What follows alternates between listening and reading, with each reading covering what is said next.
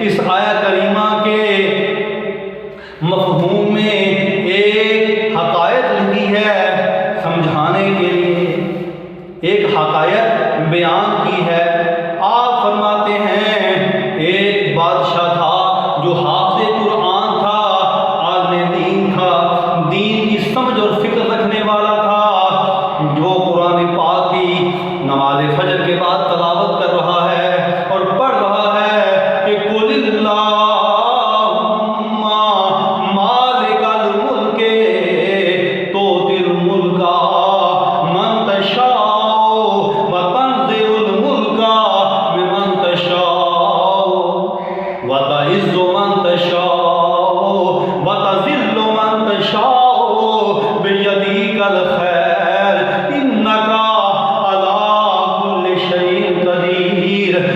تولج اللیل فی النہار وتولج النہار فی اللیل وتخرج الحی من المیت وتخرج المیت من الحی وترزق من تشاء بغیر حساب۔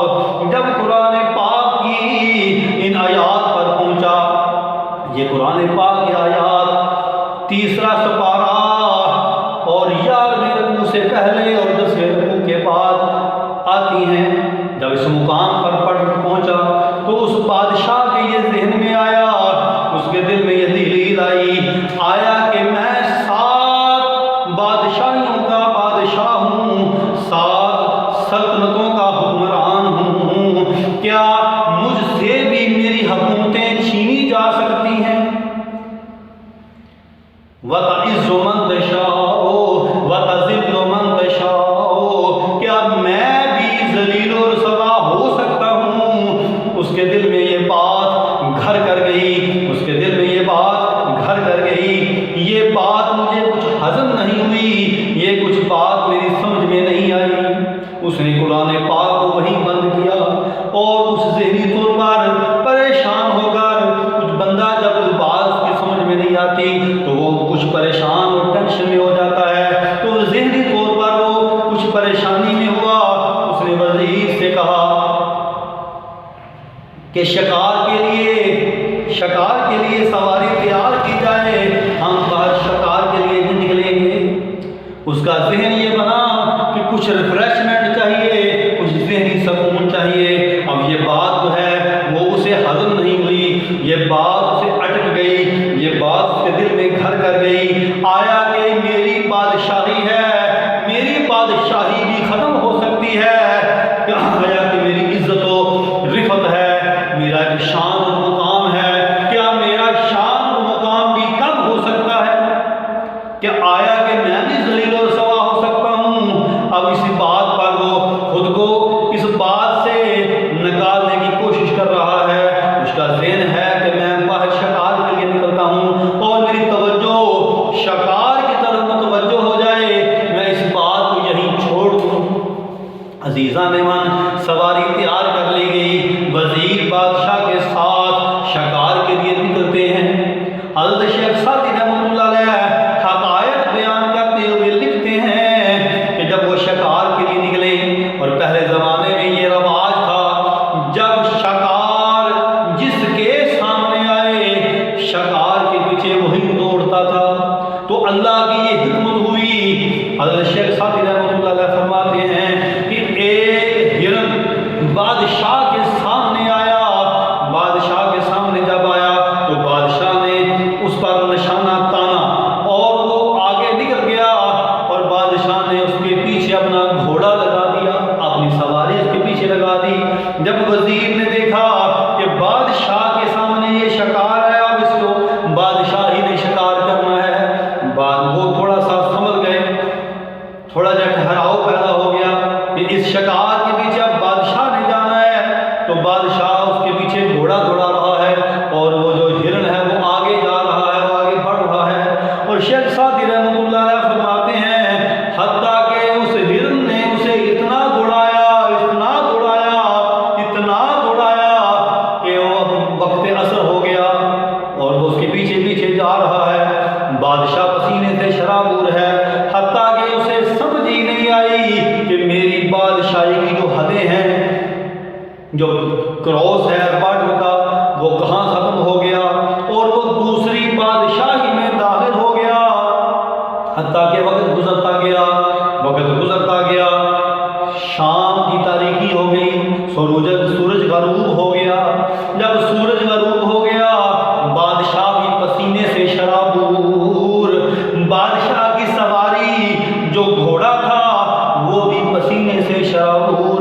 بادشاہ نے ایک درخت دیکھا اور اس کا نیچے جو ہے وہ جگہ بنی ہوئی دیکھی کہ یہاں بیٹھنے کا آسن ہے، یہاں بیٹھا جا سکتا ہے، یہاں کچھ لمحوں کے لیے بندہ سستا سکتا ہے۔ اس نے اس درخت کے نیچے اپنا پڑاؤ کیا۔ گھوڑا بھی تھکا ہوا تھا، گھوڑا بھی جب ہی سواری سے بادشاہ اترا، بادشاہ بیٹھ گیا اس درخت کے نیچے، گھوڑا بھی لیٹ گیا۔ بادشاہ بھی پسینے سے شرابور تھا اور گھوڑا بھی پسینے سے شرابور تھا۔ میرے دوستوں، میرے بھائیوں، یوں ہی سارے دن کی تھکاوٹ کی وجہ سے بادشاہ لیٹا، بادشاہ کی آنکھ لگ گئی۔ حضرت شیخ سعدی رحمۃ اللہ علیہ بیان فرماتے ہیں کہ اس بادشاہی میں ایک گروہ تھا چوروں کا، جس کی وجہ سے بڑے بڑے امراء، بڑے بڑے وزراء، بڑے بڑے مشیر پریشان تھے۔ وہ چوریاں کرتا تھا اور اس چور کا کوئی بھی سراغ نہیں لگ رہا تھا۔ بادشاہ نے اپنی فوج کو اس چور کی شناخت کے لیے، اسے پکڑنے کے لیے اپنے مقرروں کو چھوڑا ہوا تھا۔ حضرت شیخ سعدی رحمۃ اللہ علیہ اس حقائق میں لکھتے ہیں، ادھر بادشاہ سویا ہوا ہے، طلوع آفتاب ہوا، لیکن سارے دن کی تھکاوٹ کی وجہ سے سورج نکل آیا، لیکن بادشاہ سویا ہوا ہے اور بادشاہ کا گھوڑا بھی لیٹا ہوا ہے۔ ادھر وہ بادشاہ کے فوجی آ گئے، اس کے سپاہی آ گئے، انہوں نے دیکھا، شاہی لباس دیکھا، انہوں نے جناب والا وہ بادشاہی لباس دیکھا، وہ سونے جواہرات، وہ گھوڑا دیکھا۔ انہوں نے دیکھا کہ یوں نہ ہو یہی وہ چور ہوگا، ہو نہ ہو یہی وہ چور ہوگا جو رات کو چوری کرتا ہے اور صبح بادشاہ بن کے جنگلوں میں اس طرح لیٹا ہوا ہے۔ ان سپاہیوں نے بادشاہ کے پاؤں میں ہتھکڑیاں ڈالی، ہاتھوں میں ہتھکڑیاں ڈالی اور بادشاہ کو گرفتار کر لیا، اسے بیدار کیا۔ اس کو دیکھا تو اس نے کہا میں بادشاہ ہوں۔ وہ سپاہی کہنے لگے ہاں ہاں تو بادشاہ ہی ہے، ہم تجھے اپنے بادشاہ کے پاس لے جاتے ہیں۔ رات کو تو چوریاں کرتا ہے اور صبح کو تو اپنی بادشاہی کا اعلان کرتا ہے۔ عزیزان من، دوستوں، بزرگوں اور بھائیوں، حضرت شیخ سعدی رحمۃ اللہ علیہ لکھتے ہیں اس حقائق میں، وہ سپاہی جو ہے اس بادشاہ کو، اس ملک کے جو بادشاہ تھا اس کی دربار میں پیش کر دیا اور کہا حضور ہم نے چور پکڑ لیا جو ہماری سلطنت میں، جو آپ کی حکومت میں، جس کی وجہ سے وزراء، امراء اور عوام پریشان ہے، جو دن دہاڑے راتوں کو چوری کرتا ہے اور دن دہاڑے جنگلوں میں بادشاہ بن کر گھومتا ہے۔ بادشاہ نے اس سے پوچھا ہاں بھائی تو کون ہے؟ اس نے کہا کہ میں بادشاہ ہوں۔ اس وقت کے اس ملک کے حکمران نے کہا ہماری بادشاہی میں تو اپنی بادشاہی کا اعلان کرتا ہے۔ بادشاہ نے کہا ہو نہ ہو یقیناً یہ وہی چور ہے جس کی وجہ سے ہم پریشان ہیں۔ وقت کے بادشاہ نے اس حکومت ملک کے بادشاہ نے اعلان کیا کہ اس کے دونوں ہاتھ کاٹ دیے جائیں، دونوں پاؤں کاٹ لی جائیں اور شاہی محل کے باہر چوراہے پر اسے لٹا دیا جائے۔ ایک خادمہ کی ڈیوٹی لگائی جائے جو اسے کھانا کھلائے تاکہ یہ زندہ رہے اور لوگ دیکھیں جو اس ملک میں جس نے بد امنی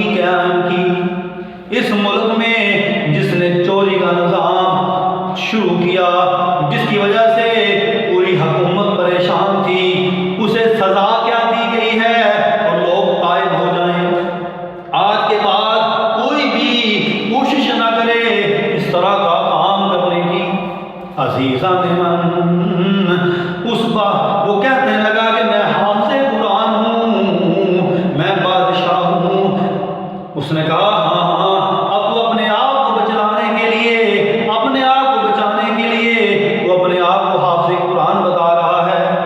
عزیزان ایمان، دونوں ہاتھ کاٹ دیے گئے، دونوں پاؤں کاٹ دیے گئے، اور شاہی محل کے چوراہے پر اس کے بعد جو چوراہا تھا وہاں اسے رکھ دیا گیا۔ عزیزان ایمان، جب یہ سزا تجویز کی گئی تو جو اس ملک میں جو چوری کرتے تھے انہوں نے بھی چوری کرنی بند کر دی۔ انہوں نے یہ سمجھ لیا کہ اگر ہماری جگہ یہ بندہ دھر لیا گیا ہے، اگر ہم پکڑے گئے تو ہمارا بھی یہی حال کیا جائے گا۔ عزیزان ایمان، میرے دوستو، مسلمان بھائیو، جب یہ ہو گیا، عزیزان ایمان، بادشاہ وقت کی بیٹی فجر کی نماز کے بعد قرآن کریم کی تلاوت کیا کرتی تھی۔ عزیزان ایمان، پہلے وقتوں میں تو یہ تھا، بادشاہ تو بادشاہ، غربا تو غربا، امرا تو امرا، ہر گھر میں نماز کی پابندی، قرآن کی پابندی۔ لیکن آج ہمارا بالکل حال اس سے مختلف ہے۔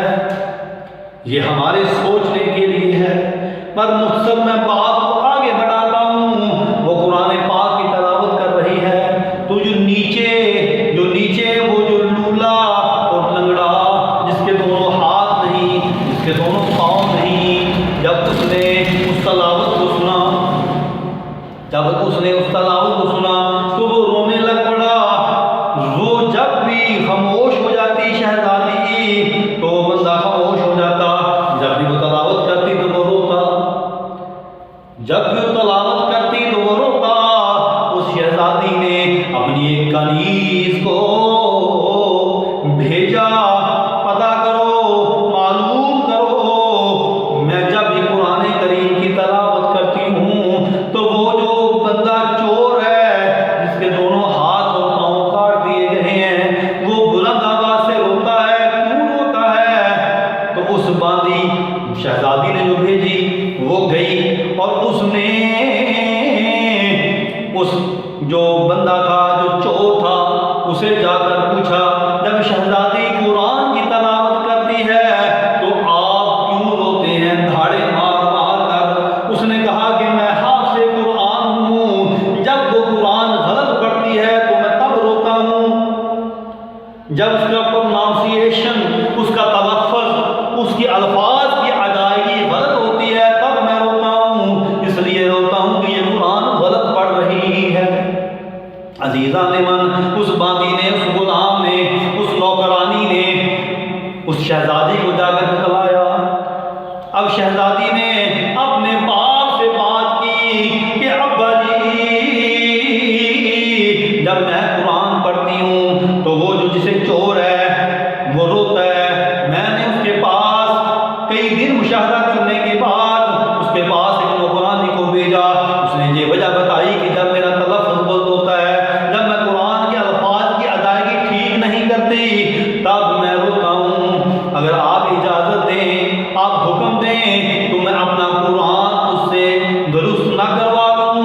بادشاہ نے کہا ایک عرصہ ہو گیا، اس کی سزا اسے دے دی گئی اور اس کے بعد ہمارے ملک میں بھی امن و امان ہو گیا، اس کی سزا تو اسے مل چکی، کوئی حرج نہیں، تم اسے بلواؤ اور اسے کے لیے کمرہ مقرر کرو، کچھ نوکر اس کی خدمت کے لیے مأمور کرو، ایک وقت مقرر کرو جب کہ تجھے قرآن پڑھائے اور قرآن کی تعلیم دے۔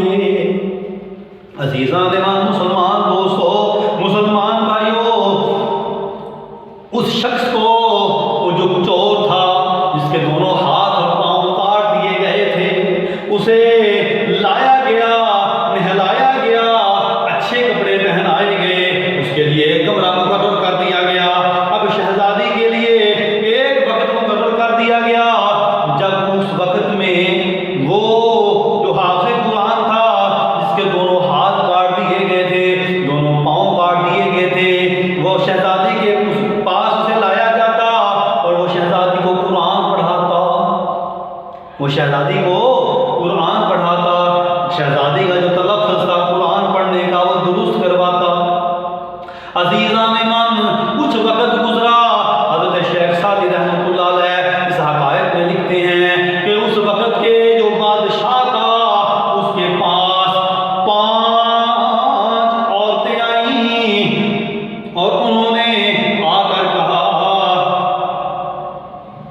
میں علم ہوں، ایک نے کہا کہ میں علم ہوں، دوسرے نے کہا میں دولت ہوں، تیسرے نے کہا میں حسن ہوں، چوتھا کہنے لگا میں تقدیر ہوں، پانچواں کہنے لگا میں ہونی ہوں۔ تو نے فیصلہ یہ کرنا ہے کہ ہم میں سے بڑا کون ہے۔ اگر تو نے یہ درست فیصلہ نہ کیا تو تیری بادشاہی ختم، تیری حکومت ختم، تیرا یہ سارا جو نظام جو ہے یہ تہس نہس ہو جائے گا۔ پھر وہ غائب ہو گئی۔ بادشاہ پریشان ہے، بادشاہ پریشان ہے۔ اسی پریشانی کی حالت میں چند دن اس کے گزرے تو باپ کو بیٹی نے دیکھا کہ میرا باپ جو ہے وہ پریشان ہے، تو کہنے لگی ابا جی آپ پریشان محسوس ہوتے ہیں، میں نے فیل کیا ہے، میں نے محسوس کیا ہے کہ آپ کچھ پریشان ہیں چند دنوں سے۔ باپ نے بیٹی سے کہا بیٹا یہ بات ہے، یہ 5 عورتیں تھیں میرے پاس میرے کمرے میں جاگتی آنکھوں کے سامنے ظاہر ہوئی۔ انہوں نے کہا، ایک نے کہا کہ میں علم ہوں، ایک نے کہا کہ میں حسن ہوں، ایک نے کہا کہ میں دولت ہوں، ایک نے کہا میں تقدیر ہوں، اور پھر ایک کہنے لگی میں ہونی ہوں۔ اب فیصلہ تو نے یہ کرنا ہے کہ ہم میں سے بڑا کون ہے۔ اگر تم درست فیصلہ نہ کر سکا تو پھر یہ تیری بادشاہت جو ہے، یہ تیری جو حکومت ہے یہ تہس نہس کر دی جائے گی۔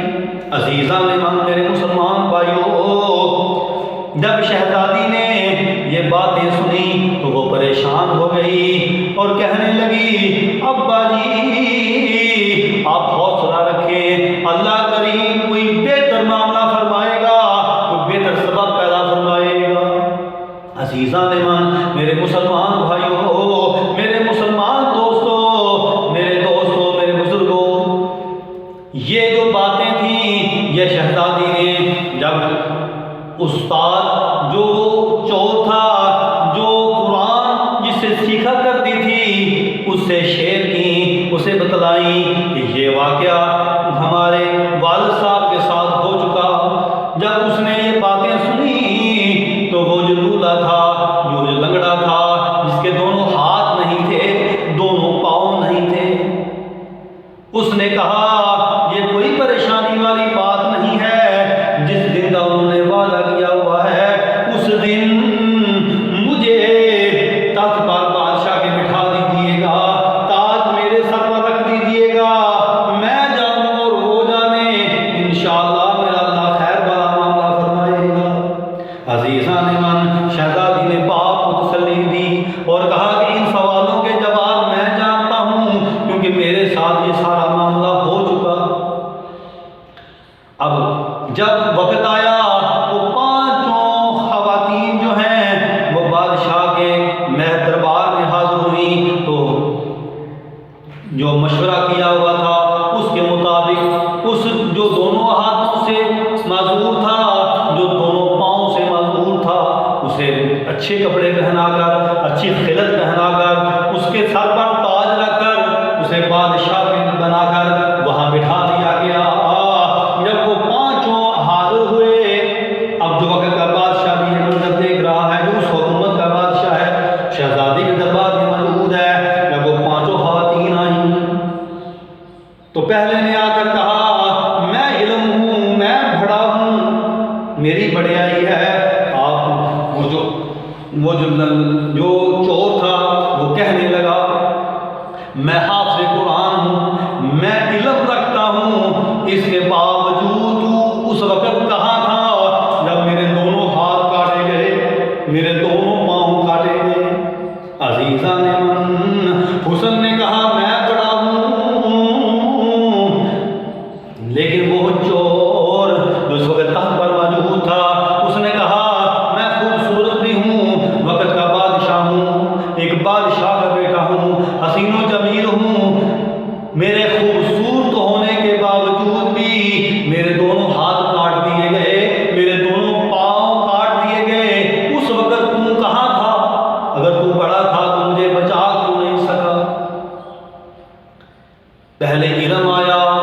پھر حسن آیا، پھر دولت آئی۔ دولت نے کہا کہ میں بڑی ہوں۔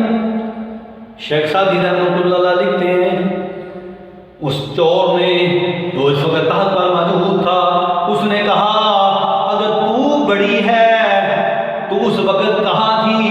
میرے پاس تھی نا، میرے دونوں ہاتھ کاٹے جا رہے تھے، میرے دونوں پاؤں کاٹے جا رہے تھے، اس وقت تو کہاں تھی؟ تو بڑی نہیں ہو سکتی۔ اس کے بعد تقدیر آئی، تقدیر نے کہا یقیناً میں بڑی ہوں، یقیناً میں بڑی ہوں۔ لیکن اس چور نے کہا، اس نے کہا اے تقدیر ان اللہ بالغ امرہ قد جعل اللہ لکل شیء قدرا، بے شک اللہ کا جو حکم ہے وہ ہونے والا ہے، جو اس نے ہونا ہے اس نے لکھ دیا ہے۔ تقدیریں دعاؤں سے بدل جاتی ہیں، لیکن تو یقیناً صاحب عزت ہے، صاحب مقام ہے، لیکن یہ بادشاہت کا جو تاج ہے میں تجھے سلام پیش کرتا ہوں، لیکن میں یہ بادشاہت کا جو تاج ہے یہ میں ہونی کے سر پر رکھتا ہوں کہ یہ سب سے بڑی ہے، یہ ہو بھی کر رہتی ہے۔ پھر اچانک ان پانچوں جو عورتیں تھیں ان کی شکل بدل گئی، وہ خوبصورت نورانی مرد بن گئے۔ انہوں نے کہا کہ ہم فرشتے ہیں، ہم اللہ کی طرف سے فرشتے ہیں، اور یہ تیرے لیے آزمائش تھی۔